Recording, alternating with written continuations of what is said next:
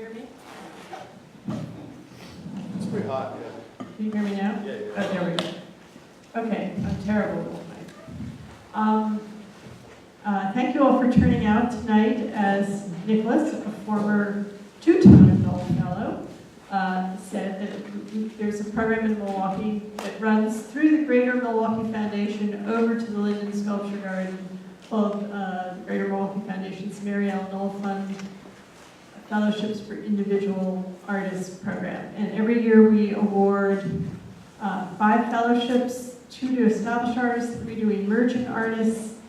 They get pretty substantial awards. The established awards artists get $20,000 and the emerging artists get $10,000. We do an exhibition, which formerly was at Nova, and this year was moved over to the Haggerty Museum, which is where it will be again next year. This used to coincide with the exhibition, so I could urge you to go see it, and I can't really urge you to do that now because the exhibition's over, but there's a great catalog out there if you're interested in it. Each of the artists commissioned an essay and their pictures, the best part. But you can come down to the Haggerty a week from Thursday. Am I killing you with this mic? If it goes a little lower, probably, it's really loud. Okay, how about that? You're Can't not hear me good. at all. You're not good with mics. It's like I have the wrong voice. Very good. Okay, how's that? You're good with the no That's good. Really good. Yeah. Don't make me talk on mic. Okay, so next Thursday, a week from tomorrow, the 3 jurors who will be deciding this year's fellows will be coming into town. Valerie Cassell Oliver from Contemporary Arts Museum Houston, Julie Rodriguez-Whitholm from the DePaul Museum, and Joanne Northrop from the Nevada Art Museum will all be giving a slide talk down at the Haggerty, 6 o'clock next Thursday. There's a little reception ahead of time. The event is free. It's a great time to come down to see. There are also some pretty interesting exhibitions at the Haggerty right now, including a project with Kristen Lanners, which was done with youth on the Near West Side. It's a really, it's about home. So I hope to see you there. And then John Horvath is coming, and then we have 2 more events coming up in December related to this year's fellows. We have screenings by Ben Balcom and then by Frankie Latina, and those will be in the Union Cinema. So come to all of them. So I'm going to tell you a little bit about Maggie Sasso, who is an emerging artist, and I'm probably going to deafen you or not be heard while I do this. I'm so sorry. Okay. Now I can't see it either. Maggie Sasso has had solo exhibitions in Madison, Milwaukee, Portland, Oregon, and Lexington, Kentucky, and her work has been included in many group shows throughout the United States and Canada. She received her MFA from the University of Wisconsin-Madison and her BFA from Murray State University in Murray, Kentucky, where she was born and raised. She was a visiting artist and instructor at the Oregon College of Art and Craft, and currently teaches at MIAD. And Brad Fiore is a former Knoll Fellow who has relocated to Chicago, where he is an active writer, critic, and etc. And he's here. Blogger. Yeah, paleoblog.com is my blog. That's what that stands for. Okay, I'm going to hand this over to Brad, and then you guys can get started.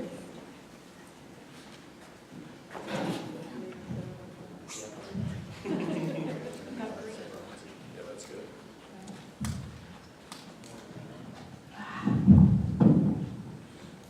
Get all arranged here. Hello? Is that good? Yeah,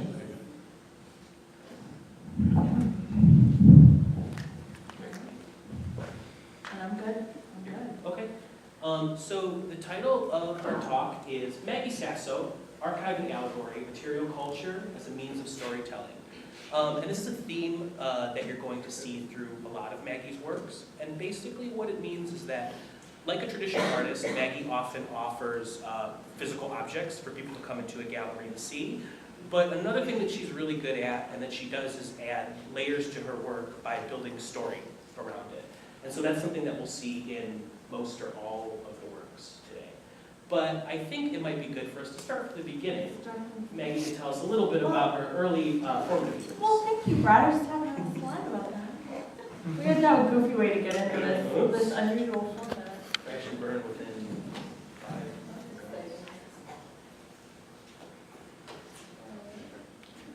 5. They asked for the Oprah chair look as well, just. Yeah. We just thought this would be a kind of interesting format. Brad and I have had a lot of conversations about my work over the last couple of years. And as I get into my practice further and further, I'm really beginning to appreciate collaborative efforts. And I think it's really perfect to bring our conversations to this format. And it's less stressful too. And it's less stressful too. And maybe more fun for you. Hopefully. So you were asking about my Formative formative years, years? yes. I heard you're from Murray, Kentucky. Is that Yes, accurate? I am from Murray, Kentucky. Here's a map. Murray is, most people when they think of Kentucky, they think of Louisville or Lexington, which are the cool parts of Kentucky, and I'm not from there. It's almost due south of here. Little tiny town, though there is a university there, so my father taught at university there. And in Murray's, it is really beautiful countryside. We lived really close to the land between the lakes, which was a convergence of two lakes with a state park in the middle of it. And it was about a 15-minute drive from my house.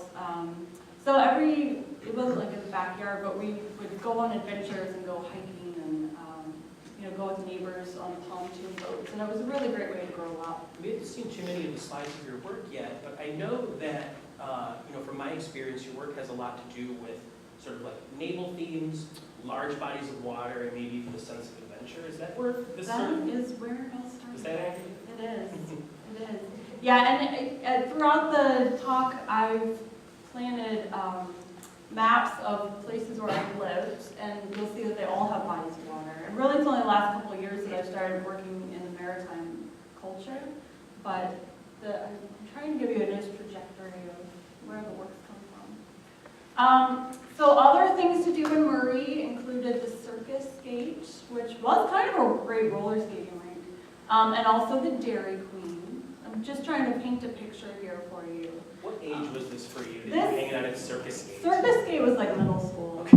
Yeah, and it was actually pretty fun, but it kind of helps to paint a picture of what Murray, Kentucky was like. We did, however, have a really great community theater, and I was very involved in the Playhouse in the Park. I was probably in 20 plays before the age of 12. Are there any roles that stand out? Yeah, so in the photograph you see here, it's a newspaper clip, but it was all ranges of roles. But this one in particular was interesting. It was just two 10-year-old, 11-year-old actors in a 45-minute long play. And the play was about one of the girls' moms got breast cancer. So it was kind of an emotionally rich play, and one that was mildly difficult acting, but really fun. Really fun. It gave me a nice bonding experience with performance, which you'll see is incredible. It's just something that carried through. Exactly. Also, I was in marching band. I played flute, but I was also in color guard. And I just love that collaborative performance, and flags are important later on. And I just want to know how they got 16-year-old boys to wear those uniforms. How did they do that? I don't quite understand. But they're amazing. I'm a big fan of those big plumed hats, so I don't know. So ceremonious, so ritual. Love it. I'm going to show you a short video now, and this is not chronologically correct, but it does give you a nice sense of who I am in my most vulnerable state.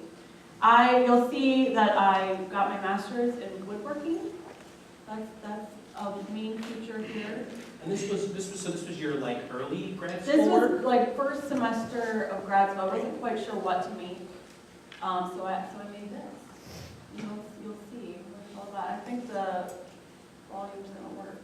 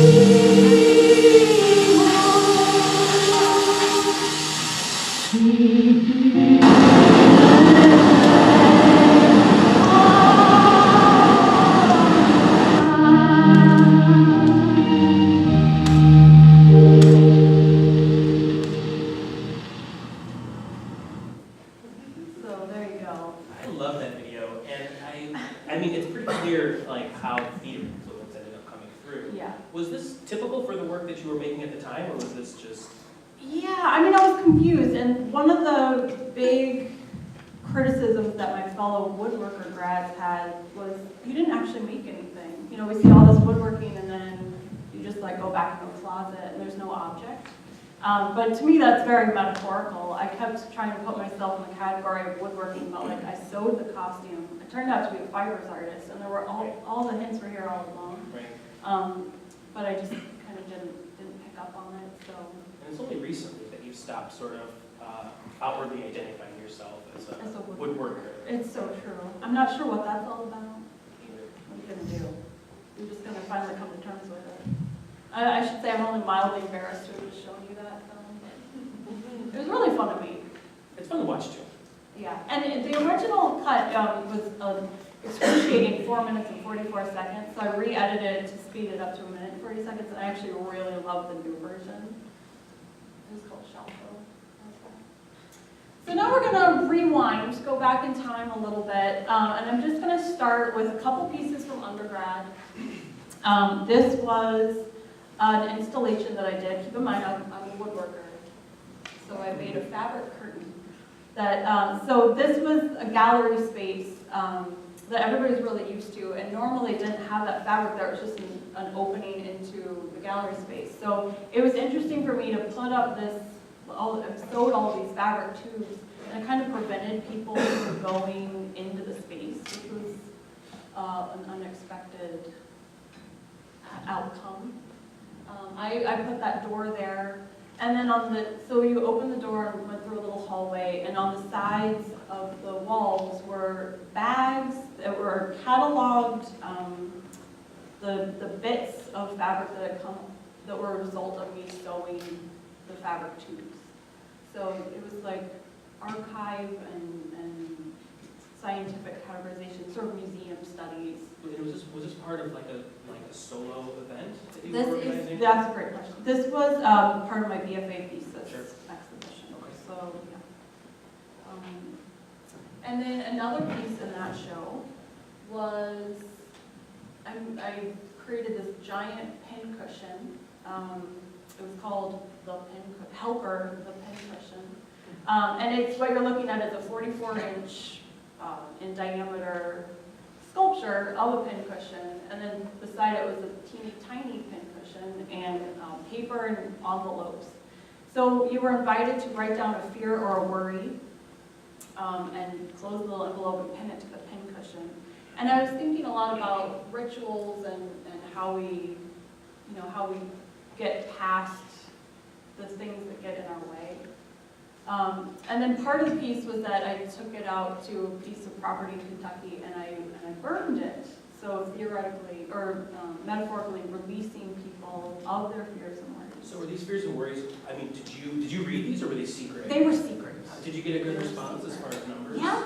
Yeah, there were a lot of people wrote down a fear or worry, despite not wanting to come in gallery space from that other piece. And I had a surprising amount of people say that it was actually really cathartic and an interesting process for them. Did you get, I mean, what was the turnout like for this bonfire aspect? Well, that's a great question. So as I was making this piece, I kept driving past a union that was strike. They were on strike. They were building engines, and something was happening. And it occurred to me that maybe like they probably have a lot of worries and fears happening right now if they think their jobs are being threatened. So on a whim, I just pulled off on the side of the road and asked if they wanted to come to the show and write a worry or fear down. Kind of nervous because it's like a bunch of factory worker dudes thinking they'd be like, yeah, that's real nice, sweetheart. We got real problems here. But they actually responded amazingly well. They really got behind the cause. They came to the opening. They sent flowers. That's great. And they all showed up to the bonfire, which I thought was really kind of delightful. And an interesting way to engage the community around the event. You're not still in contact with any of them by any chance? One of the guys, what turned out to be my childhood friend's father, well, stepfather. Yeah, I think it all ended up going okay. They got their jobs situated.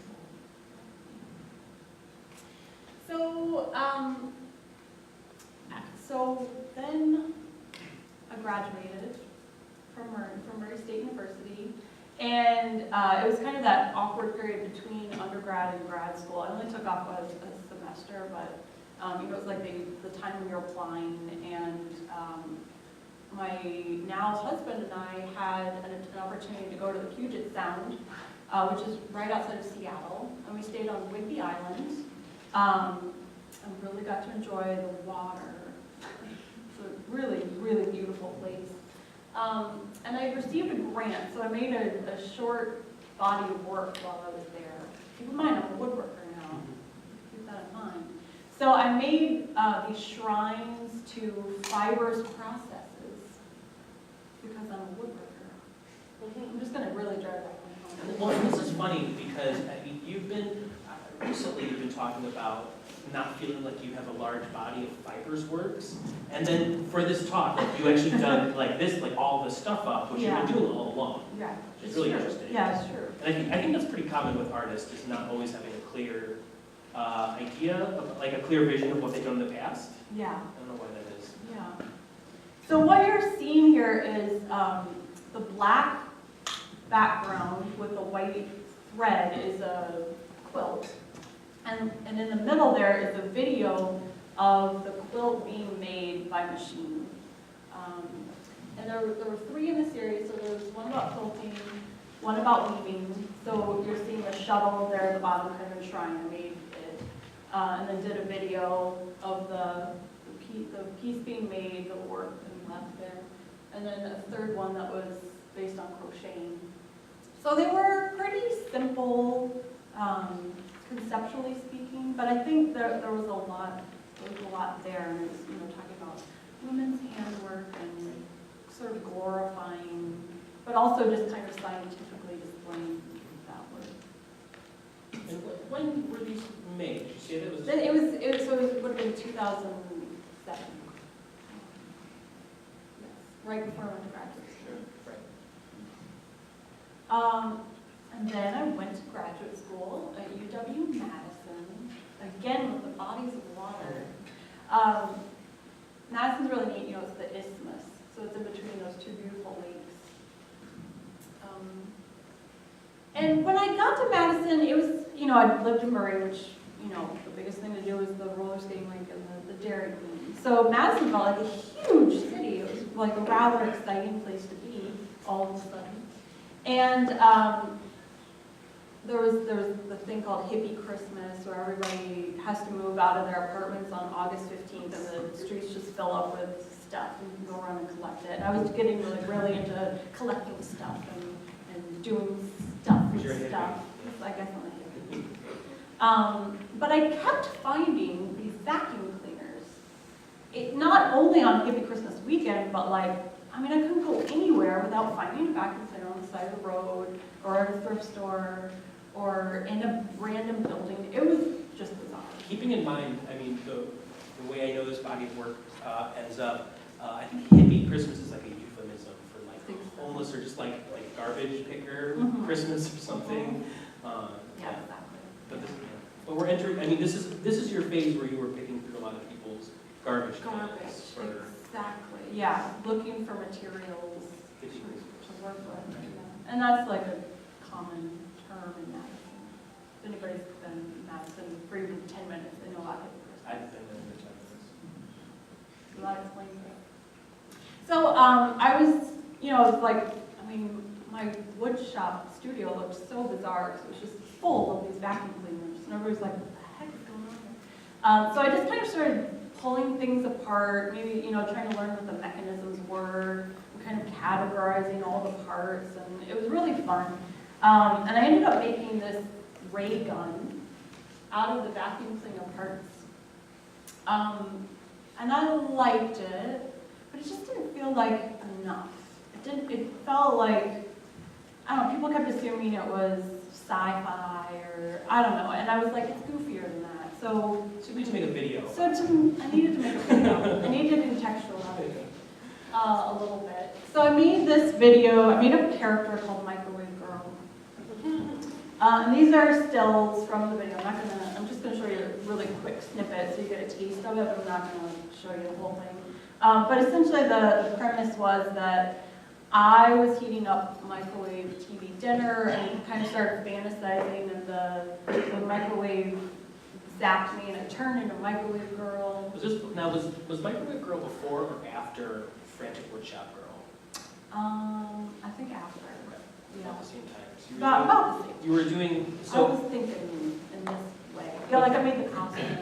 sure, but it was around this time were you thinking about inventing different personas and characters for yourself? Definitely, yeah. It seemed like a really nice, concise way for me to work, even though it was more complicated. But it was like I didn't have to be the artist. I could like write somebody who made the work. I don't know. It was like a kind of convoluted, but for me made more sense and made myself a little less vulnerable. Because as you can see from the shop girl video, I can be kind of like wearing my heart on my sleeve. But so in the video, Microwave Girl is a microwave TV delivery girl, and the ray gun just like heats up the meal and she gives it to the alien. She goes across the galaxy. But there's this evil scientist, Dr. Hertz, who thinks he can use the ray gun for greater powers. And then pretty much the video ends. It doesn't really come to a climax in this. I've never, I mean, well, let's go ahead with this. You sure? Yeah. This will just give you a quick sense of what it's like. It's really Microwave Girl.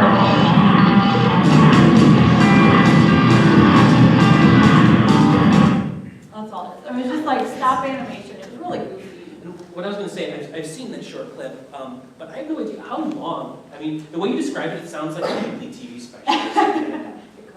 No, it was like a 4-minute video. Okay. It was quick. But there was like a lot of explanation. There was one scene where Dr. Hertz just kind of goes on and on and on about, you know, radioactivity. And I was talking about static on the TV actually being from the Big Bang Theory.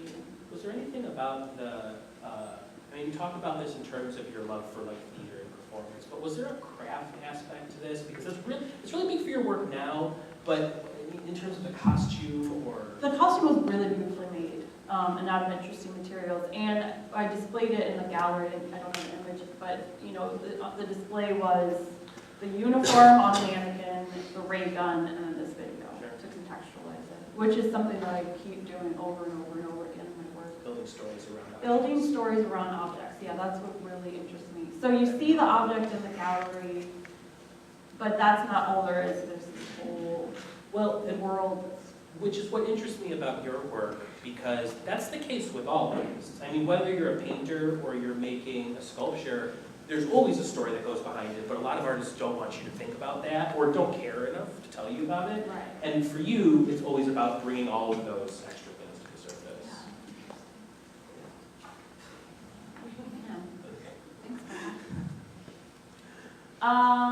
So what else could I do with these vacuum cleaner parts? This is what I was referencing, by the way, when I was talking about garbage picking. Garbage picking, yeah, right.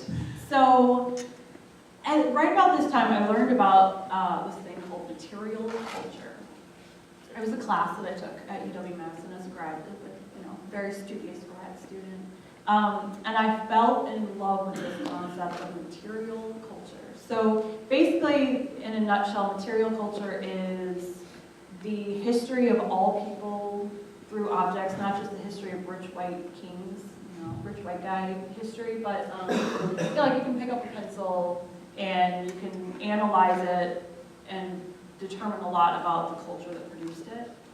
But there's this other side to the material culture that I found really interesting, which was you can look at an object and analyze it and tell the person who owned this object individually. And I just think there's something really profound about that kind of history that's embedded in an object.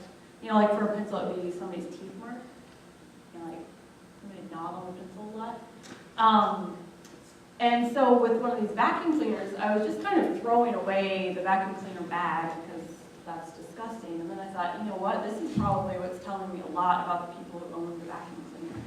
So I dissected the bag and discovered, like this person obviously had gray hair and a blue carpet and a cat and a lot of dust in their house. Which is a lot of things to know about. All of this is really creepy if you take away the context of it being art. So But because you're an artist, it's okay. It's totally okay. It's really scary also. Because you know their address. I mean, because you went to their garbage can. By the time I got to the studio, I didn't know where it came from. So I couldn't go back and say, let me see that blue carpet. But it was interesting. And it's like such a weird object. It's like this long, I couldn't make that. If something, I wouldn't have set out to make an object that looks like that, but. I think you probably have one at home right now. Probably. I think we all have an object that looks just like that at home. Yeah, so the next piece I made, I sort of hypothesized that a vacuum cleaner is not an object that gets rid of dust, but it's an object it's a tool that makes objects out of dust. So I vacuumed the art department as part of an exhibition. And I just went around. This was the pedestal closet in the gallery. So in the middle of the opening, I was just pulling the pedestals out into the floor and vacuuming in the weird, deep, dark corners. And then for the week that the exhibition was up, I just went to everybody's studio and vacuumed up for them. Just almost like maid service. Well, and so you can tell me if this is a shot in the dark, but the first thing I think of when I see this word is it's a feminist critique. It's because you're this woman who's not making art, but cleaning up the art space. Is that? I think that's really fair. Yeah. And saying that act is in fact the act of leaving art. So it's a more profound act than we maybe sometimes give credit to. As long as you have the gumption to open the dirty bag afterwards. That's right, buddy. That's right. Yeah. And I did. So for this exhibition, I set it up very scientifically. I was wearing a lab coat the whole time. And I dissected the bag and kind of categorized the objects. It was a performance. So this is kind of the art problem in a nutshell. So what are some of the more interesting objects that you found? I don't know. It's all pretty benign, really. That pepper package, maybe. I don't know. Nothing really stood out. It wasn't all that successful in terms of me discovering anything about the art department, which is maybe the failure of this piece. But it did just leave a really beautiful display. Something that was interesting to look at for a passerby.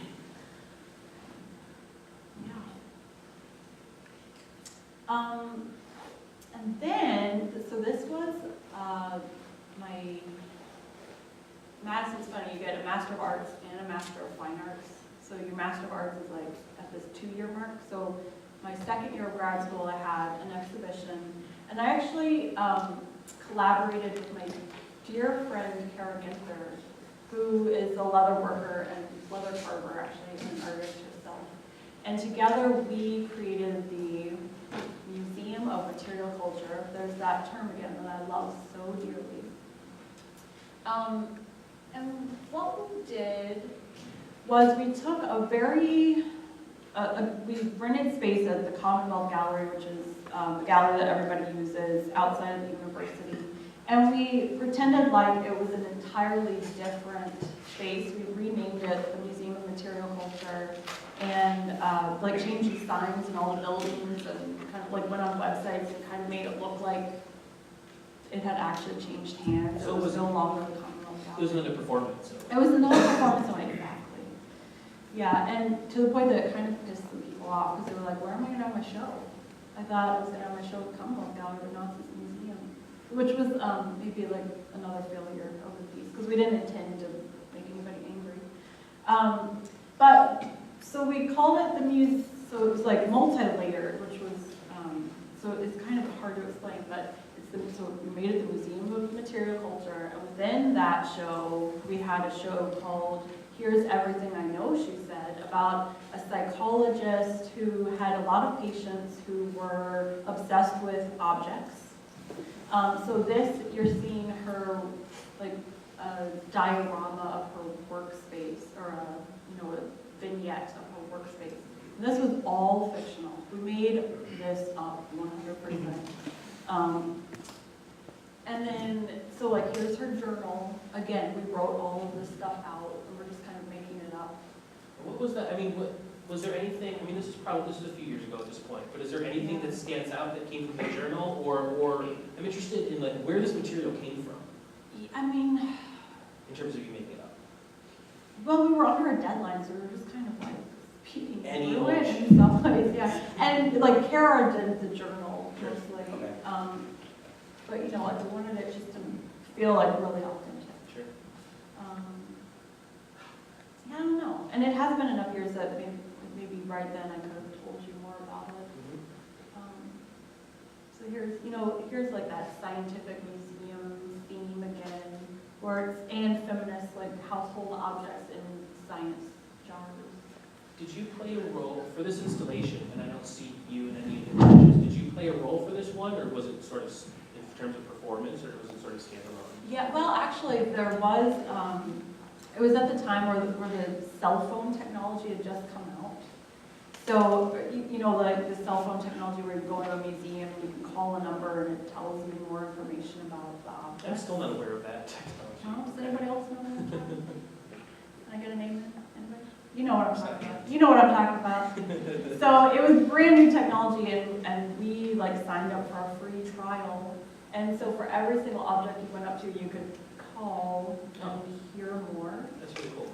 And so in that way, it was a performance, and we were having a discussion, not unlike this one right here, about the objects that you were looking at. Did you have to pay? I'm just genuinely curious. Did you have to pay for that? Because I just want to do that. No, we didn't have to pay for it. It was free for like a week and a half. Wow. Trial period, and I still get phone calls from that company though, like, No. so how's the museum going? I'm like, no, it's really, no, seriously, it's not, wasn't actually a museum. And was this, tell me if I'm wrong with this, but this was your like MFA thesis? This was my MA thesis, Okay, right. not my MFA, and I'm not even showing my MFA thesis, so we could just pretend it was my MFA thesis. Let's do that. We'll just do that. So again, like on that material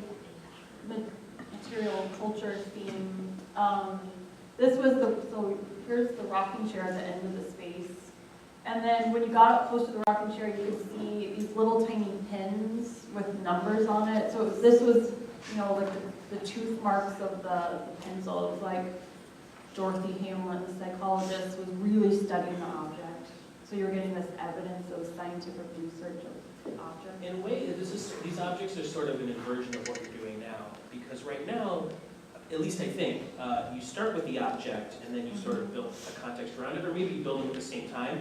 Whereas this, you had a story about this character, and then went out and you put pins in a chair because it's an interesting thing to look at, and then tied it to the story. Right, and we were trying to get to a specific point, but at that time the object wasn't as important as just the idea about an object being important. Right. Thank you. So here's like over to the right. I'm gonna back up a little bit. So to the right there, on the right side of the gallery, normally that was an open space, but we installed a wall, which are that's the new wall, which my husband Ben installed it. That's what he did, because he's amazing like that. He's been very instrumental in all of this work, by the way. Playing a role in Microwave Girl. He did play a role. That's right. He made a cameo. I guess it's not accurate.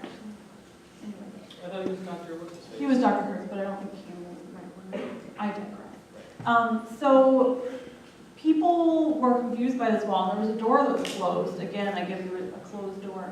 So those brave enough would enter through the door, and they discovered the entire archive of the brand new Museum of Material Culture. Again, this is all made up. You know, we installed the shelving, we brought that ladder in, we put together those empty boxes that are on the top shelf that totally look like they're boxes full of stuff. And it was just like a bunch of stuff from our house that we put, you know, tags on it and gave it this whole numeric system. How many people do you think ended up seeing this back room? I think a lot of people did, Okay. actually. Because mostly they just came for the opening and, you know, we like said, hey, you can go in there, go in there. But people were confused as to whether or not they should go in there. On the other side of the new archive room was this workspace.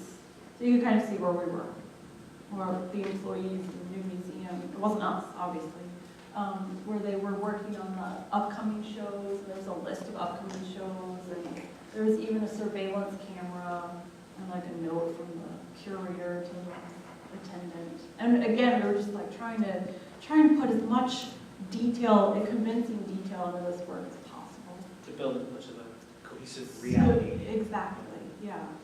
Which was an interesting exercise. It also, we had the gallery space for 2 weeks, and we spent 10 days setting it up, and then it was up for like a day and a half, and then we had to take it all down. It was ludicrous. What were we thinking? It was neat though.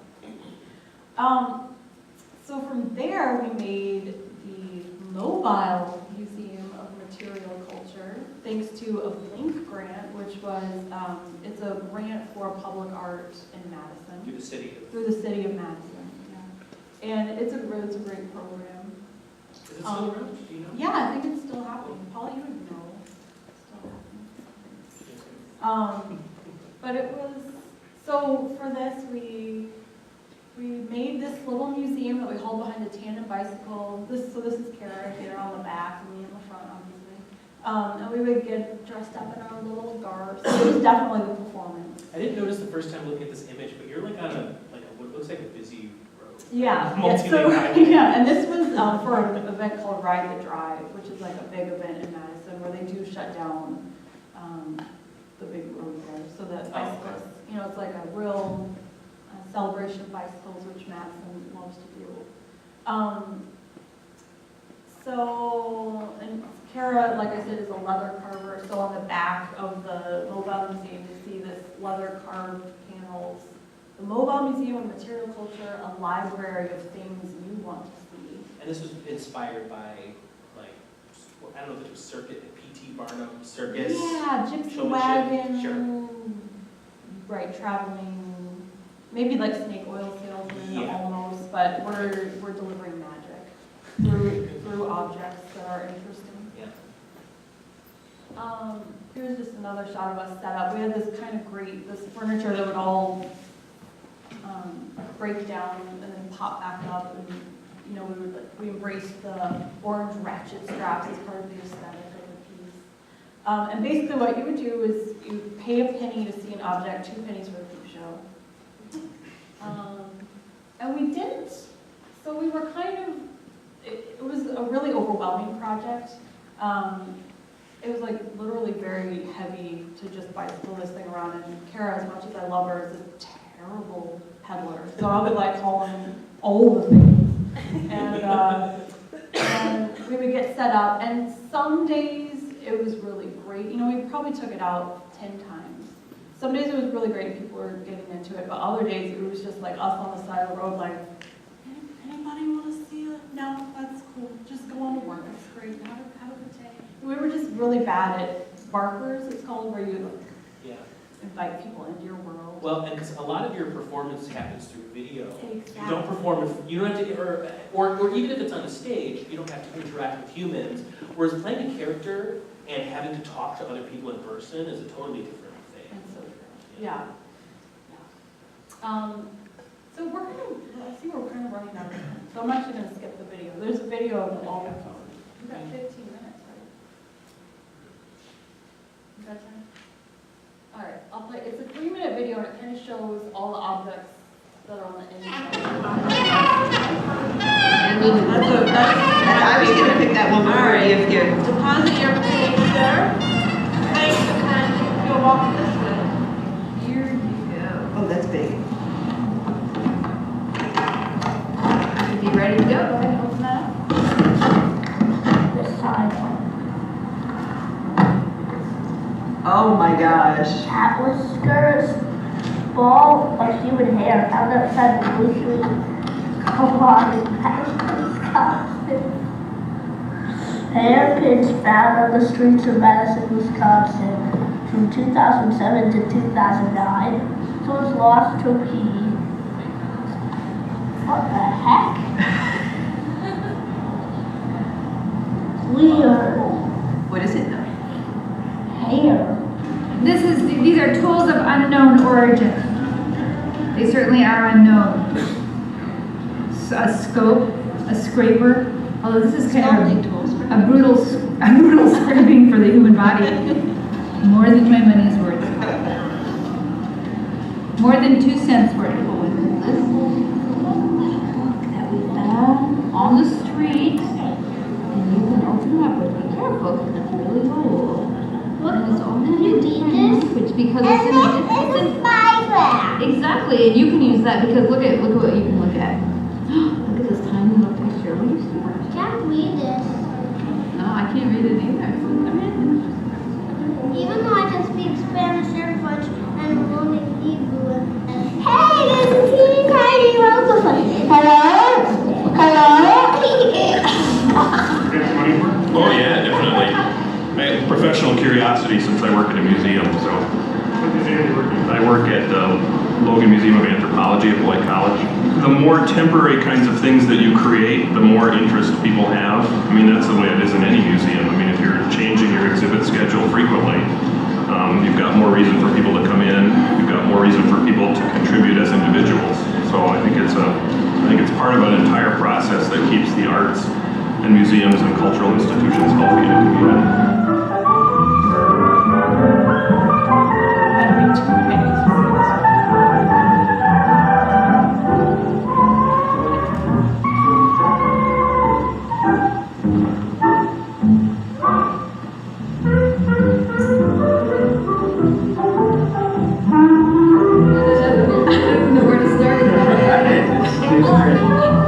Just too strange.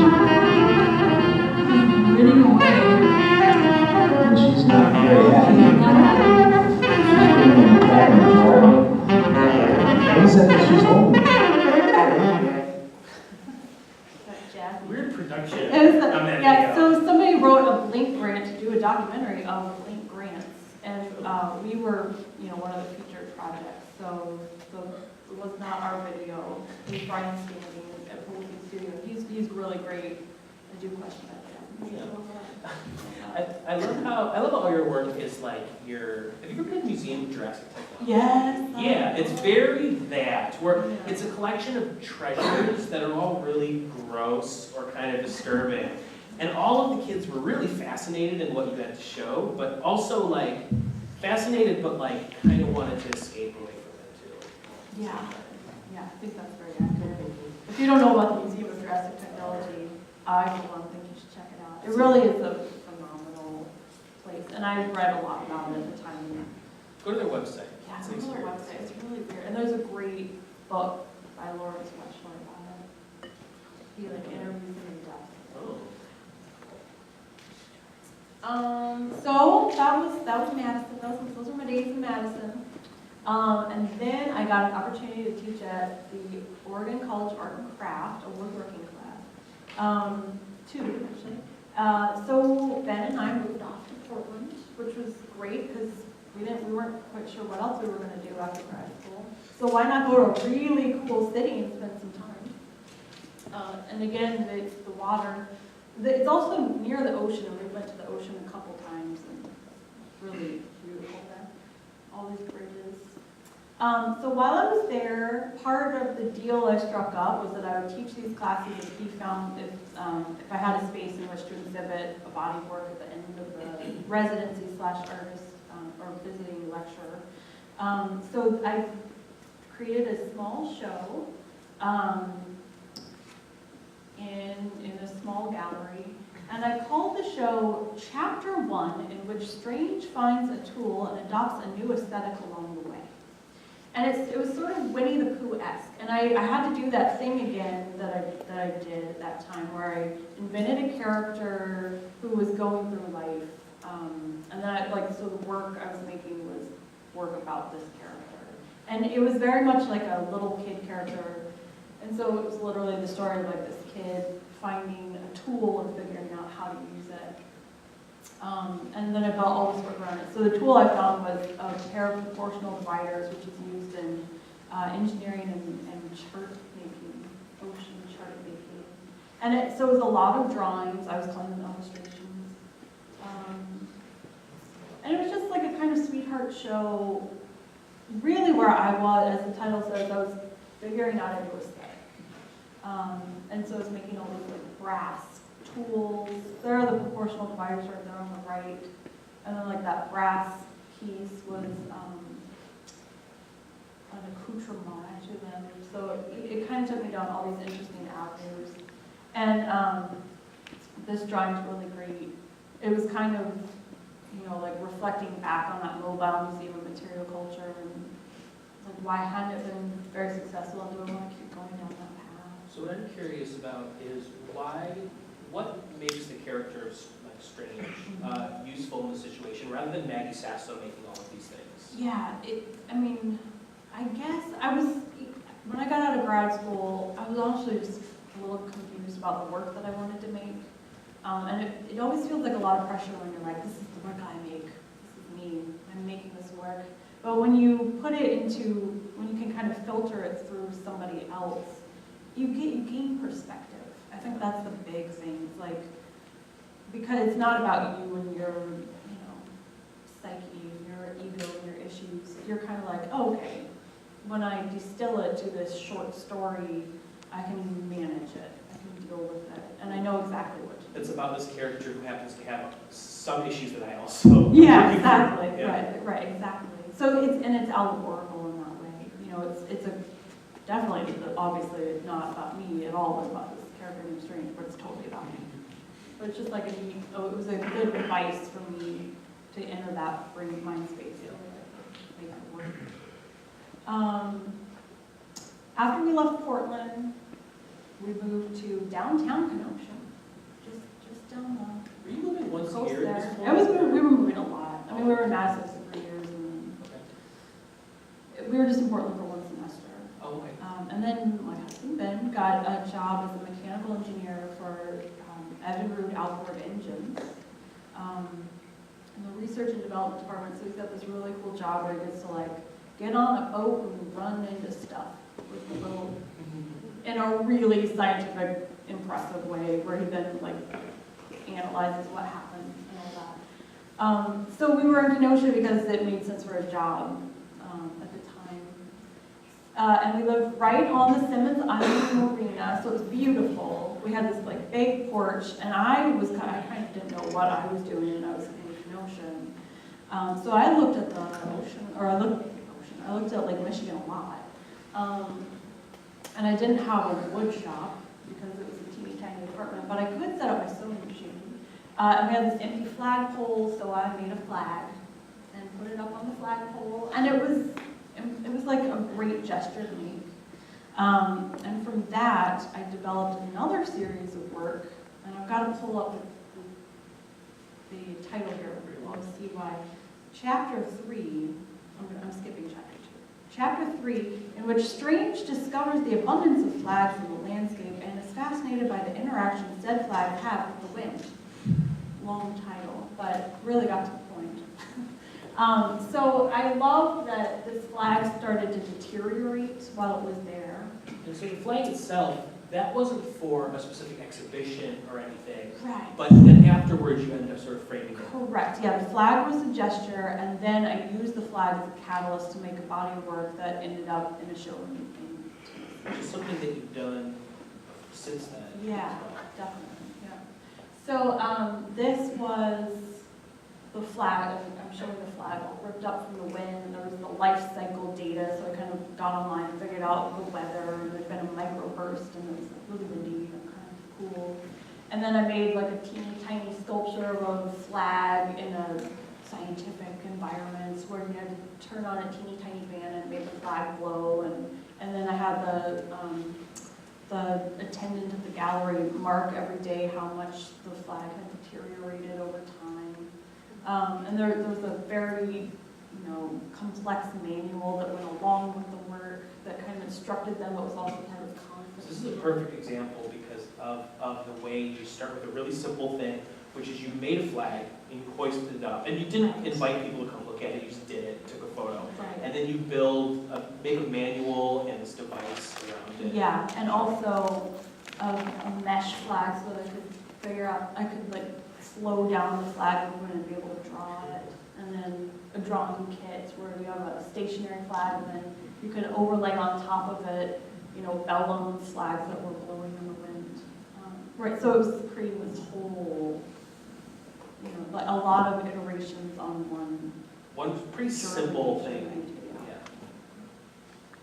And then I moved to Milwaukee. And I love this map of Milwaukee where they talk about the harbor of refuge, which is the breakwater.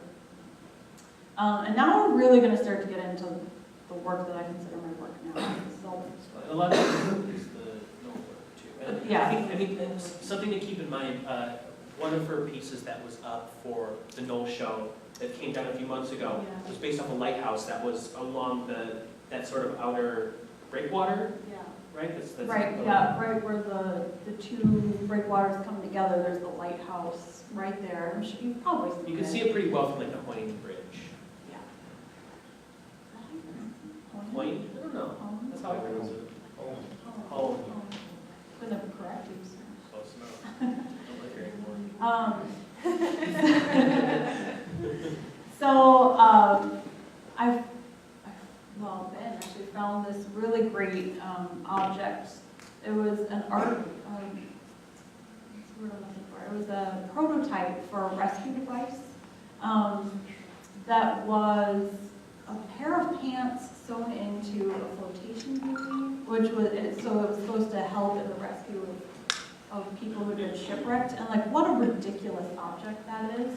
And so I remade it in fabric and kind of incorporated the, marching band, uniform aesthetic to it. And then further contextualize the object by presenting a photograph in which I'm using the object on an actual boat, which was a kind of great piece. And then a kind of tragic thing happened to us. In our neighborhood, we had a neighbor named Fred, and he was this really jovial, fun guy. He lived right across the street from us. And one day on winter solstice, Fred committed suicide outside of his house. And this piece right here is a 25-foot long fabric rowboat, which through coded messaging tells the story of what happened that day that we came across his body. So you're seeing 4 oars, I call them floppy oars. The whole thing's made out of fabric. So, but on the tips of the oars are different maritime signaling flags. And on the wall behind was a key, which I'm just zooming us in here. I'm going to zoom us in a little bit more. So this was like literally the story of what happened through these coded flags. So Fred, I'm discharging explosives. Fred shot himself. His neighbor Mike kind of saw me outside and said, something's wrong. I called 911, medical assistance required. And then Ben, who's really good at, in emergency situations, had run right up to Fred. We still weren't quite sure what was wrong with him. And he, said, Max, stay back, you don't want to see this. And so pretty much all of the works after this point are all connected to this incident in some way. And signal flags are things that we see a lot as a way to sort of communicate distress or communicate in general, Right. as well as things like life rafts and boats are all things that are indirectly sort of touching on this specific event. Exactly. Yeah. And so the work still kind of has like a comedic aesthetic visually. This was the next installation I did called Holloway Home. So it was also about that event that happened, the experience that we had. And so what you're seeing here are all these rescue devices, and then a raft that's surrounded by piers. And laying on the raft there is an actual pair of Fred's coveralls. What was kind of interesting was, because he was our neighbor, he didn't have a family, and he left his house to Mike. And because of that, we were bonded to him, which is why I made that boat that had 4 people, because it was sort of like the 4 of us, were like on a voyage together. And then even though Fred wasn't there, he was still there and part of that voyage. So we got to discover things. He hadn't let anybody in his house in over 40 years, but he left, he was a car mechanic. He left some books open to very specific pages, and on some of the rescue devices, I used the ISBN numbers of those books, just as another way to code and tell the story. I didn't know that. Yeah. So these are all like, I thought it was interesting to put it through this filter of the lens of maritime culture for lots of reasons. One, because I was falling in love with the aesthetic anyways, and 2, because I like to think reimagining him as like a sailor who would maybe have a lot of life and death experiences, and in that instance he might not have wanted to commit suicide, but because he was just kind of living this boring life in a little house, kind of sequestered from everybody else, he chose to commit suicide, but do it in this really poetic way. So it was like floppy rescue devices that wouldn't have actually been helpful in an emergency situation. This right here, you're looking at a flare gun that has erupted. So I think what's significant about this body of work for you is this is around the time when I started paying attention to your work, but also this is around the time you started to switch from identifying primarily as a woodworker to someone who works with fabric, and this is when the material specificity of your work became really important, because fabric, is and lends this sort of like floppiness, for you anyway, and this sort of like floppiness or cartooniness to signal flares and safety devices. Right. Yeah, so in this way, it still has that comical, over-the-top aesthetic from the Shop Girl video. But because it's about this really difficult subject matter, it's got this gravity to it. So I think this is where the work starts to get a nice balance and a lot more depth. Because your work has always had this sort of comedic theatrical aspect, Right. and now this is when we start to see it being undercut by something else. Right. Exactly. I hand-sewed all these badges that were sort of like, not unlike the 10-year-old girls from the play that I was in who were coming to age with difficult subject matter. Here, it's like they're earning Girl Scout badges, but real-life Girl Scout badges. It's not like idealized, you sold 20 cookies. Right. Or, like you learned how to tie some knots. It's like 911 etiquette. How to properly make a phone call in a dire situation. Useful adult skills. Useful adult skills, but through this kind of comedic lens of the idealism of I think adults should all get like badges for like, you did your taxes You on did time. taxes. Yeah, I like that. This was another piece using semaphore flags, which are like, you've probably seen them in films, where it's like, X, S, Z, you can communicate through these flags. It's kind of an archaic coding system. And I made a pair and then did a performance on the front step of my house looking at the spot where Fred had committed suicide. So it's kind of a way to communicate with him. If I'm not wrong, this piece was one of the very first pieces that led to all this other stuff. in It's this true. later period. Yeah. It's easier to tell the story this way, but Yeah. chronologically it was like the first. Yeah. Got me after that. Yeah. Yeah. this into the Knoll work, which was at the Haggerty Just this year. just this year. And the work was called Too Much Sea for Amateurs. And instead of continuing using the story of Fred, I instead collaborated with a historical researcher, and we did, she gave me so much research, it was amazing, like 30 pages of documents and articles linking to the lighthouse, which I just thought was a really, really beautiful piece of architecture. It kind of looks like a house out there. Do you guys know what lighthouse I'm talking about? It's 4 lighthouse keepers at a time would stay out there, and you have a tendency to romanticize thinking about them being out there in that lighthouse, which was kind of where the work started.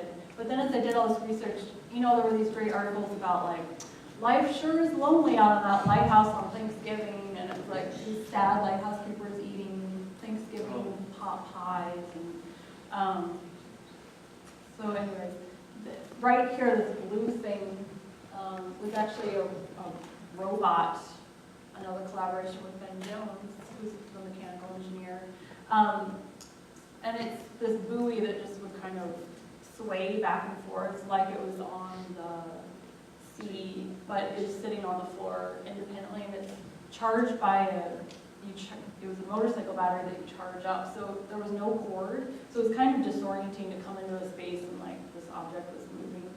You weren't expecting it to. And on top there is a flag that means that there's a storm coming. I did that thing that I do where I contextualize the object through a kind of comedic, theatrical lens. So I had the great fortune of photographing the work on a stage here in Milwaukee with Fred Bell, who's not an actor, he is a portrait artist here in Milwaukee, but he really looks like an old salt. And he was really great to work with. So here, you know, all of a sudden, when you're looking at that show, you're thinking of it as just like art objects, but now all of a sudden you're starting to think about them as stage set or props for a play of some sort. I don't know the details of that performance. What, like, where did that happen? It happened at the Marion Art Center, which is now a defunct building. I was one of the last artists to use the space. And so I made the lighthouse in my basement studio, but as you can imagine, because the lighthouse was, well, I mean, that was a human figure, so it was, you know, 16 feet by 12 feet by 15 feet. It's like a really big object. So believe it or not, I could not set it up in my basement studio space. So I had to rent a space that was big enough to set it up at once. And so I got a studio where I could set up 2 tiers at a time, but the only place in the building that I could set up all 3 tiers at a time, and I really wanted to do this before I put the show up, you know, just make sure I could sleep at night, was on the old auditorium. And the Marion Center is interesting. It's right on the water. You can actually see the lighthouse from there, and they were built in the same year. So it was kind of this great other sub-story for the work. And then you know, it was just that day we set it up. It was a long day. We set it up. Fred came, the photographer came. So there wasn't an actual performance. It wasn't an actual play, but we photographed it in a way that looked like documentation of it. Which really, I mean, it caused you to wonder when you're at the show, what other life is this object? Yeah, exactly, which I love doing. That's that material culture specific object thing again, kind of all wrapping back up together. Here's a 3/4 view, and behind, so when you kind of start walking around the object, you see that there's yet another photograph. And that photograph is one of Fred kind of in repose inside of the lighthouse, which for me felt like the behind the scenes moment, like an actor preparing for a performance. And also showing the inside, you know, giving you a hint as to what the inside of the lighthouse looks like. And then on the other side of the room, and this is the last piece, on the other side of the room there's this, have you been to the Haggerty? So you know that like little alcove in the front room there.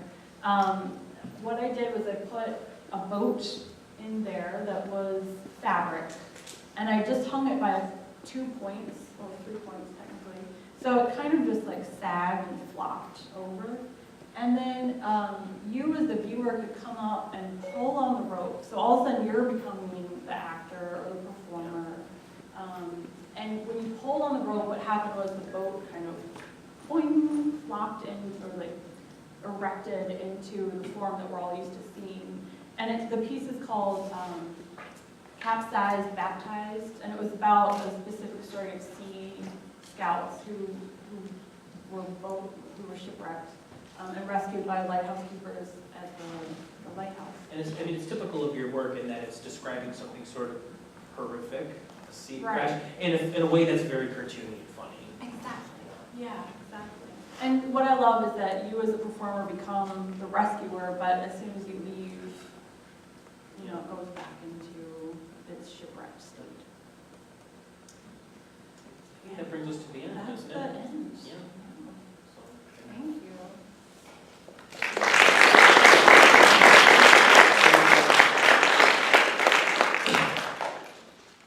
We kind of went over a little bit. Do we at least 15, 20 minutes for questions? Questions?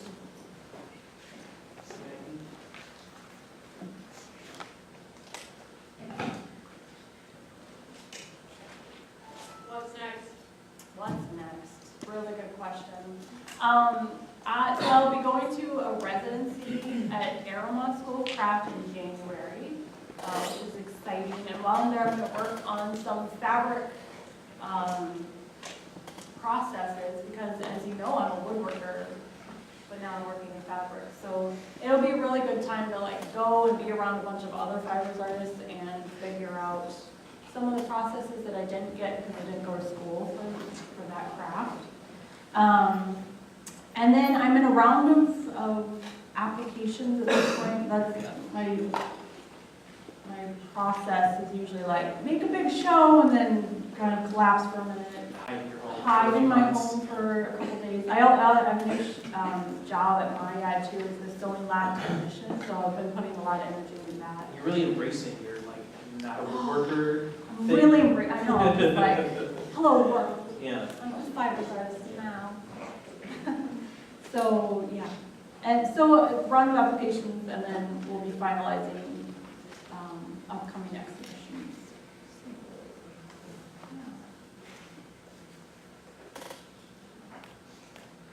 In a lot of your earlier work, you were saying how you lay things out very scientifically, and you seem to use engineering in this last piece.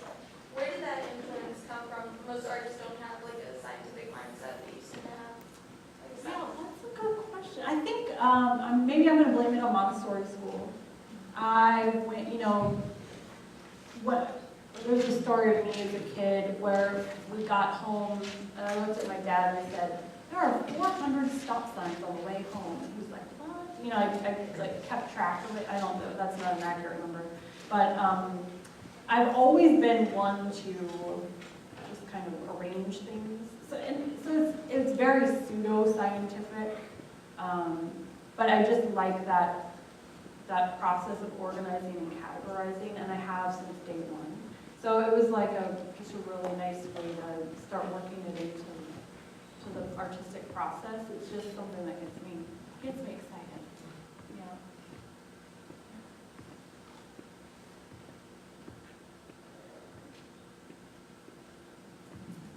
I guess that's it.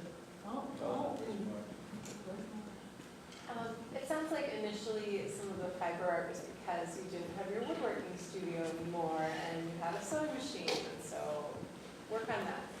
Do you feel as though that, even though it initially happened that way, is some of that start still a part of the fiber art, or now you're making these really complicated things? Clearly you do have a bigger space, but just how is studio space and availability continuing to influence your fiber work?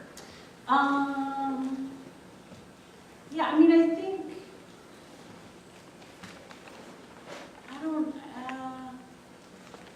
now I've just set up my studio to be really precisely for sewing.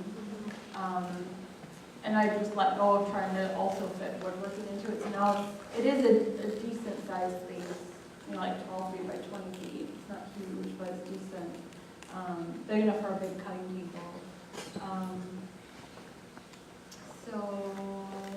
But I think it was just largely me coming to terms with not having to fit myself in this mold of woodworker, and just allowing myself to just be fiber therapist. And I started sewing in high school. It was like the first craft that I came to. And for the longest time, I felt like I was cheating because it was so easy. And I was like, well, actually, you know, sewing's not this easy for everybody. Maybe I'm just really, really good at it. And I just respond to the material. Like, you don't even have to sand the fabric, guys. You don't even have to sand it. Wood, like, you know, sand it and finish it. Fabric, delightful in that way. And I'm also just, I could really wrap my head around patterning and how to make those complex forms. Where in wood, it always just seemed like a royal pain in the butt. I also love how I can make really large objects. Like that lighthouse is huge when it's all set up, but it's fabric, so I can just roll it up, and it fits on a shelf in the basement. Well, as a testament to the ease of working with fibers, I think I noticed at least 2 people who are knitting in the office. Right, I know. Not many people like whittling. Plus, articles in the New Yorker keep saying that fibers is bad. Fibers is where it's been the whole time. Really? Yeah. I think, Maybe I'm just lying. I think that's like a directed article on your Facebook. No, I don't. For you. Maybe. Yeah. You have a lot of symbolism on some of these things, the museum, the material culture, and everything, but a lot of it is fabricated. And I find that very interesting that you kind of create a story about a person and everything. With these more fabric type boats and flags and everything like that, have you considered creating or fabricating a story around the symbolism of flags? Because flags in itself are very symbolic. And there's a lot behind them. Yes, yeah, definitely. And I think something that I started doing in this later work is doing like a lot of in-depth research. So in the earlier days, I would kind of, you know, I had a very active imagination. So I'd read like half a sentence in a book and be like, oh, I've got it. I've got it. And I would just kind of go from there. And then as I've gotten older, I'm like, maybe I should invest more time in the research and like be a little bit more specific and accurate. But actually, you bring up a good point that maybe I can let a little of that go and start to be a little bit more inventive with some symbolism. That's actually really great. Thank you. Can I follow up? Please follow up. Let's talk after this. I've been really interested in flags lately, and I saw the Austrian flag, which is one of the oldest ones, and it's very simple red, white, red. Yeah. It was after a battle, when the king took his belt off of his white tunic, that's what it looked like. And it's kind of gory, but it related to one of the flags that were very similar to it. Definitely. Yeah, I know flags are really, really fascinating. And when I first started studying flags, I was like, well, that's it. I'll just be making flags for the rest of my life. Because there's so much to them. And like across many, many cultures. Like, I think the only one that I'm aware of, my favorite flag is my Ukrainian friend told me this. The Ukrainian flag is yellow on the bottom and blue on the top, symbolizing, not even symbolizing, it's a literal picture of a blue sky and a yellow wheat field, which is funny because it's representational in a really basic way. yeah. Yeah, right, it can be that. But also symbolic, yeah. Yeah. Was that a question? You were just saying, I love flags. You were like, we love flags. I'm like, yeah.